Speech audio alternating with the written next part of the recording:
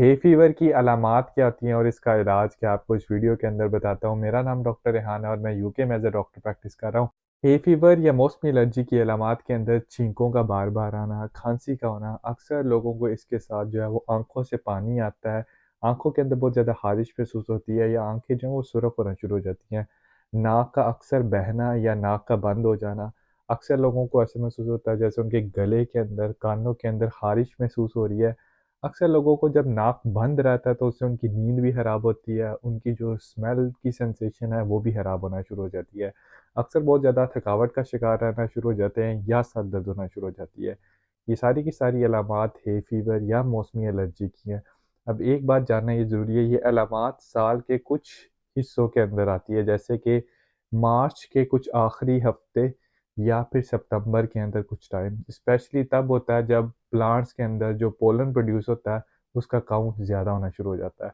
क्योंकि ये एक एलर्जिक सिम्पटम्स है, जब पोलन काउंट ज़्यादा होता जाएगा, जब भी आप बाहर जाएँगे तो आपको ये अलामात होना शुरू हो जाएँगी। इसकी बनिस्बत अगर आपको कोल्ड या फ्लू के सिम्पटम्स हैं, वो 1 से 2 हफ्ते के अंदर खुद ब खुद ठीक हो जाएँगे। लेकिन अगर आपको पोलन से एलर्जी है, तो ये अलामात जब तक पोलन का काउंट हाई रहेगा तब तक रह सकते हैं और हो सकता है कुछ महीनों तक आपको इसके सिम्पटम्स रहें।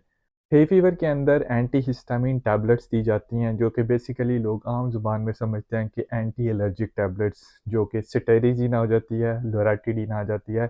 ये वो दवाइयाँ हैं जो कि जिनसे नींद नहीं आती। इसके अलावा कुछ ऐसी अद्वियात भी हैं जो कि एंटीहिस्टामिन है लेकिन उनसे नींद बहुत ज़्यादा आती है, जिसके अंदर क्लोरफेनेरामीन आ जाती है। एंटीहिस्टामिन अब बेसिकली किसी भी फार्मेसी पे अवेलेबल होती हैं ओवर द काउंटर, आपको उसके लिए प्रिस्क्रिप्शन की ज़रूरत नहीं होती।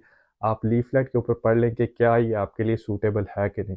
ये आपको डेली नहीं चाहिए हो सकती, जब आपको इसके सिम्पटम्स आएँ तब आप ले सकते हैं। हे फीवर के अंदर कुछ ऐसी चीज़ें जो कि आपको अपनी डेली लाइफ़ के अंदर आप चेंज कर सकते हैं। उसमें नंबर 1 पे आ जाता है कि अननेसेसरी आप बाहर जाने से अवॉइड करें। अगर आपको बाहर जाना भी पड़ता है तो आप अपने नाक को और अपनी आँखों को कवर कर लें।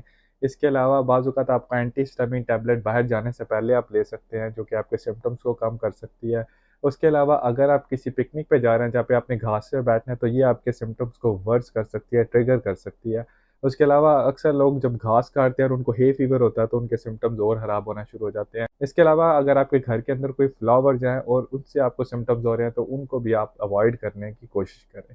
अगर आपको हे फीवर के सिम्पटम्स नहीं बेहतर होते, ये सारी चीज़ें करने के बावजूद भी, तो आप अपने डॉक्टर के पास जा सकते हैं, जो कि देखेगा क्या आपको फर्दर स्पेशलिस्ट जो कि इम्यूनोलॉजिस्ट होता है उसके पास रेफ़र करने की ज़रूरत है कि नहीं। अगर आपको मेरी वीडियो अच्छी लगे तो ज़रूर दूसरे लोगों के साथ शेयर कीजिए और मेरे चैनल को फ़ॉलो और सब्सक्राइब कर लीजिए।